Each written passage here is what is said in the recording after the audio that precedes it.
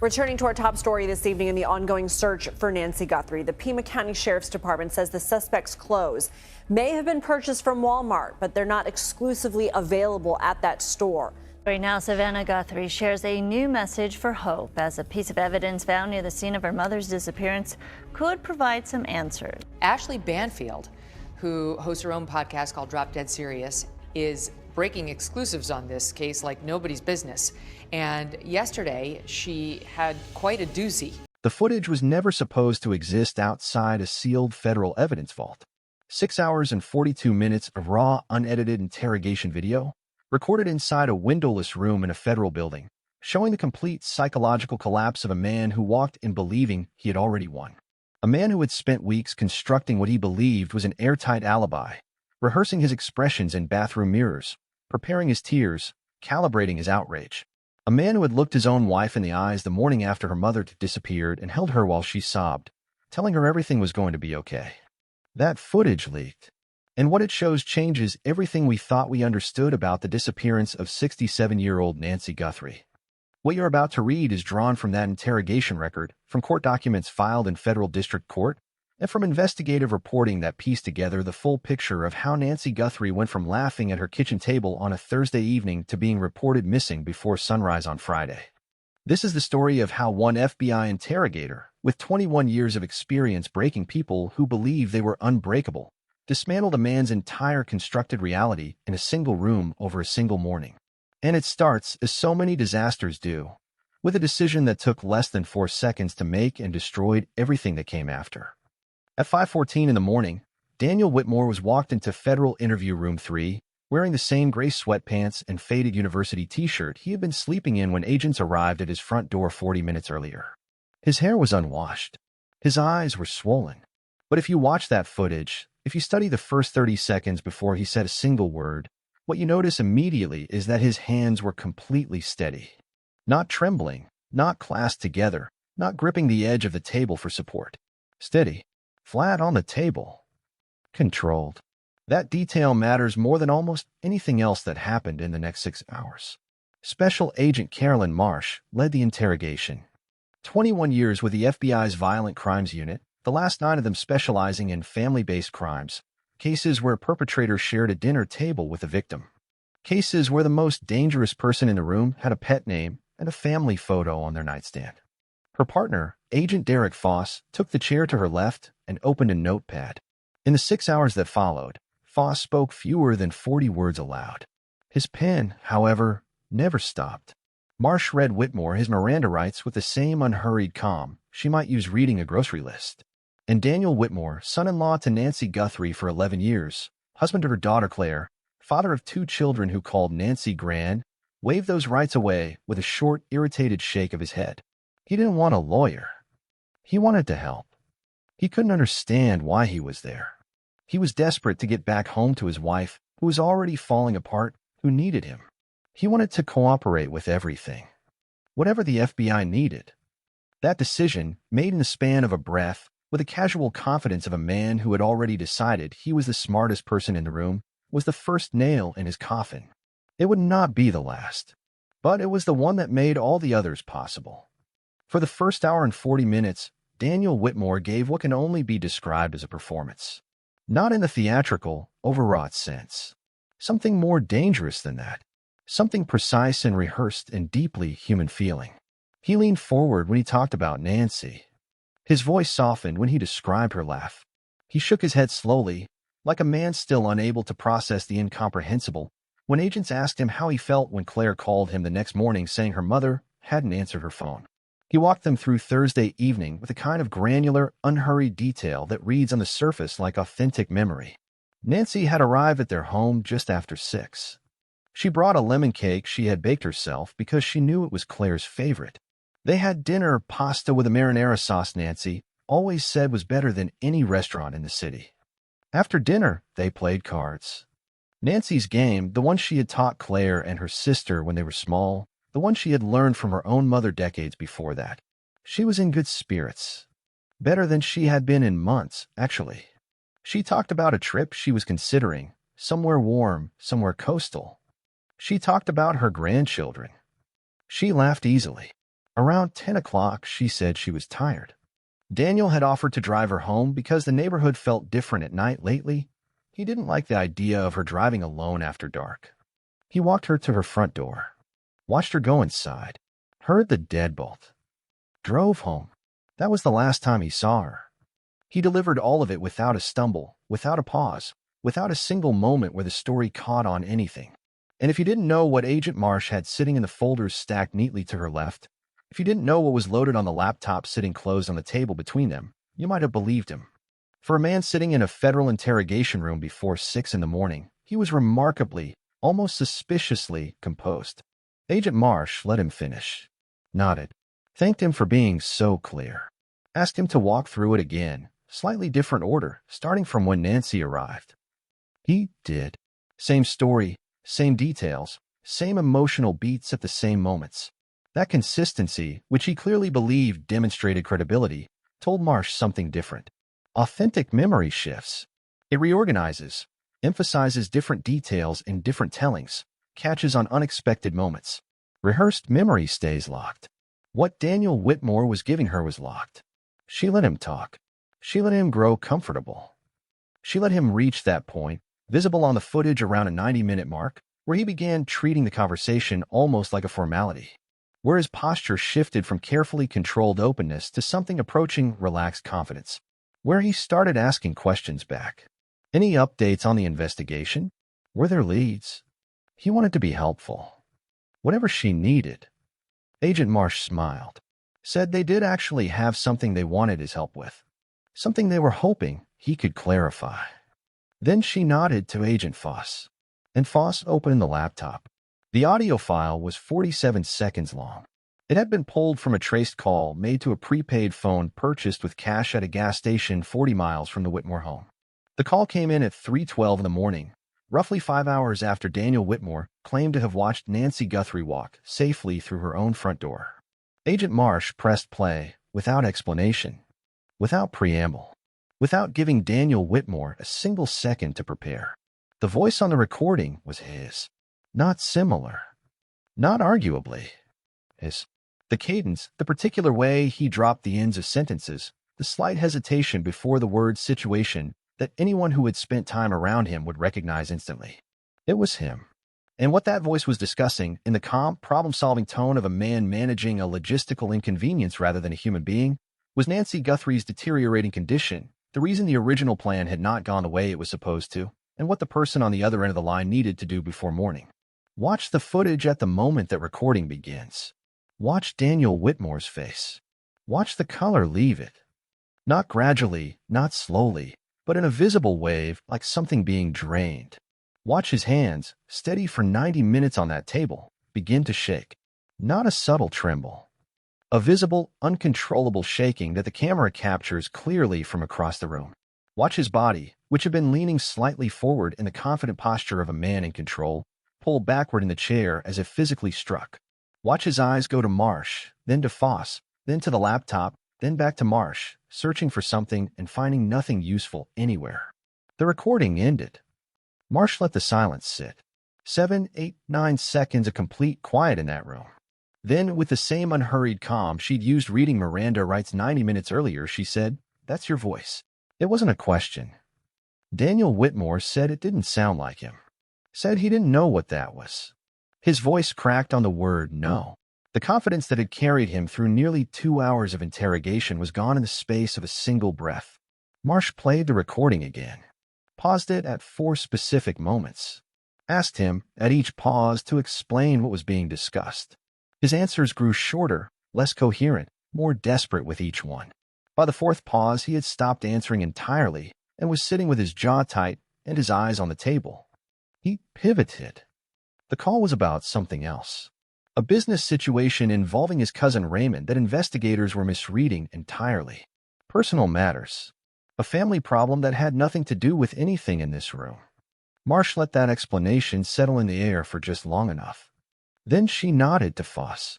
Foss reached into the folder on his left and placed a thick stack of printed documents on the table between them. The documents were printouts of text message exchanges spanning 26 days. 26 days of communication between Daniel Whitmore's personal phone and Raymond Whitmore's phone, beginning 3 weeks before Nancy Guthrie disappeared and ending the night she was taken. Carrier records, device records, cloud backup records. 4 independent sources producing identical content. Agent Marsh began reading them aloud, slowly, placing each printed page face up on the table as she finished it, so Daniel could see his own words accumulating in front of him like a confession building itself one line at a time. Wednesday works better than Tuesday. Her schedule on Wednesdays is consistent. She goes to bed early, always has. The side gate doesn't lock properly, hasn't for months. I've told her to fix it. She never listened. Another message. The security camera covers the front only. Side approach is completely blind. Give yourself a full hour after the lights go out. Another. She takes the blood pressure medication at 9. The sleep aid after that. By 11, she won't hear anything. The footage captures what happens to a person when they hear their own planning read back to them in a federal interrogation room. Daniel Whitmore's face didn't show anger. It didn't show indignation. What it showed, in the micro-expressions that Agent Foss was documenting with his pen while Marsh read, was the specific horror of a person watching something they believed was private and controlled become catastrophically, irreversibly public. Every message had been sent from his phone, from locations cell tower records confirmed matched his verified daily movements. His workplace, his home, his gym, the coffee shop 3 blocks from his office, where his loyalty card placed him on 4 separate mornings during the planning window. He claimed the messages were fabricated, that Raymond had somehow spoofed them. Marsh walked him through the 4 independent sources and the forensic authentication confirming each one. He claimed his phone had been stolen during that period, that someone else had sent them. Phone records showed continuous use across all 26 days, perfectly consistent with his normal patterns, including calls to his wife, calls to his office, calls to his children's school. The phone had never left his possession. He stopped offering explanations, just sat there while Marsh placed the last printed page on the table, looking at the stack of his own words piled in front of him. Foss's pen had stopped moving for the first time in nearly 3 hours. He was looking directly at Daniel Whitmore with the expression the camera captures plainly. Not judgment. Something quieter than that. Something almost like the look of a person who has seen a great deal of terrible things and still occasionally encounters one that lands differently. Then Marsh told him about the laptop. Daniel Whitmore had run a commercial data wiping program across his laptop's browser history files 4 days before his arrest. He had been thorough about it, methodical. He had deleted the program afterward. He had, by every reasonable standard, been careful. FBI digital forensic specialists recovered everything.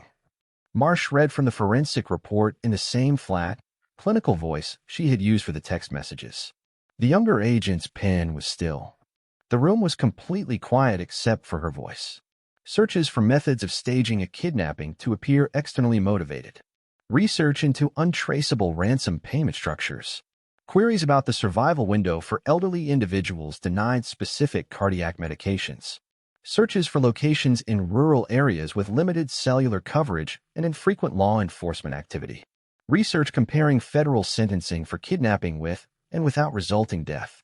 A search conducted on a Tuesday afternoon 18 days before Nancy Guthrie disappeared, asking whether a conspiracy charge required explicit verbal instruction or whether financial arrangement alone was sufficient to establish guilt. That last one produced the only visible reaction from Agent Foss in 6 hours. A slight tightening around his eyes. Nothing more. And the most devastating entry of all, a search run at 11:47 on a Thursday night, the same Thursday Nancy Guthrie had sat at Daniel and Claire's dinner table eating lemon cake and laughing about a coastal trip she was planning. Search terms asking how long a woman of Nancy's age, weight, and documented medical conditions could realistically survive without her prescriptions in an uncontrolled environment. He wasn't researching the feasibility of a kidnapping. He was researching the feasibility of a death he intended to look like the consequence of captivity rather than a deliberate act. He was researching, with the focused efficiency of a man solving a logistical problem, how long it would take for a 67-year-old grandmother to die if no one brought her medication. His explanation was that he had been developing a crime thriller, a novel. Agent Marsh asked him to identify a single document on the laptop, a note, an outline, a chapter, a title page, anything at all that indicated any creative writing project had ever existed on that machine. There was nothing. Not one word of fiction on the entire device. Only research. Only planning. Only the digital footprint of a man who had decided that the most efficient solution to his problems was the death of his wife's mother, and who had spent 3 weeks preparing to make that happen. Daniel Whitmore sat with his hands flat on the table, looking at nothing. Then he invoked his Fifth Amendment right to silence. It was 4 hours and 11 minutes too late. The financial picture that agents laid out in the interrogation's fifth hour explained not just the mechanics of what had been planned, but the specific desperation that had driven an 11-year marriage, a family man with 2 children and a house and a career, to arrive at a decision this catastrophic. The numbers were straightforward and devastating. Daniel Whitmore's business, a mid-sized logistics consulting firm he had built over 8 years, had been quietly failing for 14 months. Not struggling, failing. A major contract lost in the spring. A key partner who had taken clients when he left in the summer. Receivables that existed on paper and nowhere else. He had concealed the severity from Claire, from his business associates, from everyone, borrowing against the house first, then against retirement accounts, then from sources that didn't appear on any document Marsh showed him, which meant sources that carry their own consequences for non-repayment. By the time Nancy Guthrie disappeared, Daniel Whitmore was carrying debts exceeding $300,000 against a business generating less than a quarter of what it had 18 months earlier. The house was scheduled for foreclosure proceedings. His largest creditor had sent a final notice. He was financially 3 weeks from a collapse that would be impossible to hide from anyone. Nancy Guthrie's estate, valued at approximately $2.4 million, was divided in her existing will equally between Claire and her sister. Claire's share, distributed to a married couple, would be marital property. It would clear every debt. It would save the house. It would make the entire disaster disappear. But Nancy had scheduled an appointment with her estate attorney to execute a revised will. An appointment set for the following Tuesday. A revision that, according to a witness Marsh did not identify by name in the interrogation, would significantly reduce both daughters' direct inheritance in favor of a charitable trust Nancy had been developing for 2 years. Daniel Whitmore had known about the revision for 3 weeks. He had overheard Nancy discussing it with Claire the last time the family had dinner together. He had understood immediately what it meant. He had started searching for days later for methods of staging a kidnapping. The timeline was exact. The motive was not ambiguous. It was not circumstantial. It was documented, time-stamped, and confirmed by the man he had paid $30,000 in cash to make it happen. Raymond Whitmore, Daniel's cousin, had been arrested 14 hours earlier. He had spent most of that time maintaining silence. Then a federal prosecutor had laid out the specific charges he was facing, the sentencing guidelines attached to each one, and the difference between what cooperation meant for his future and what non-cooperation meant. Raymond started talking.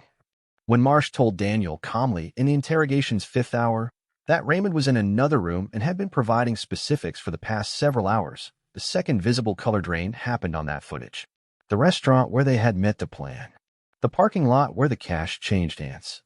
The specific information about Nancy's medical schedule and home layout that Raymond could not possibly have known unless Daniel had told him personally and in detail. Daniel tried one more pivot. Raymond had acted alone, had absorbed information from family gatherings, had fabricated a version of events that put Daniel at the center to reduce his own exposure. Marsh laid out, one item at a time, the details Raymond had provided that were subsequently verified by physical evidence, evidence Raymond could not have known about or fabricated. The location where Nancy had initially been taken. The specific prepaid phone used for the 3:12 a.m. call. The precise amount of the second cash payment that had never been mentioned in any document shown to Raymond before he provided it.